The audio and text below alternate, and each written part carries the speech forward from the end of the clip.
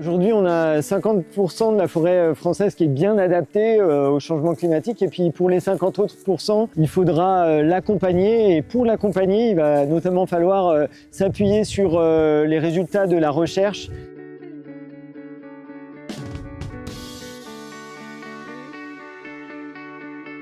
Bienvenue à la pépinière expérimentale de Cadarache, qui fait partie du pôle national des ressources génétiques forestières. Le rôle de la pépinière est d'étudier diverses essences forestières afin de trouver les essences résilientes pour le changement climatique. Voilà, donc ici, c'est un projet qu'on a en partenariat avec le CNRS et le BIAM. Le but de ce projet, c'est de faire croire à la plante qu'elle manque d'eau par l'inoculation d'hormones et de bactéries. Et avec cette inoculation, la plante va avoir en mémoire ce manque d'eau, et quand ces jeunes plants seront plantés en forêt, ils auront une meilleure reprise au niveau de la plantation. Nous sommes là dans une zone où le but c'est de mettre en condition de manque d'eau du chêne pubescent et du cèdre. On s'aperçoit que sur un stress sévère, les plants ont peu poussé, la branchaison s'est peu développée par rapport à un arrosage moyen ou témoin.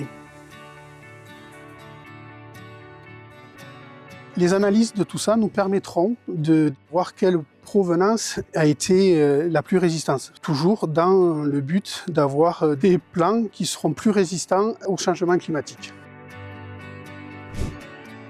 Pour le pin de Seisman, c'est un pin autochtone de la région méditerranéenne qui a tendance à s'hybrider. On est tenu à conserver notre patrimoine génétique, d'où le conservatoire qui a été réalisé par greffage. C'est un verger qui est fait sur le pin de Salzman. C'est un pin qui est très bien adapté à la sécheresse. En fait, en France, il n'y en a que 5000 hectares qui restent.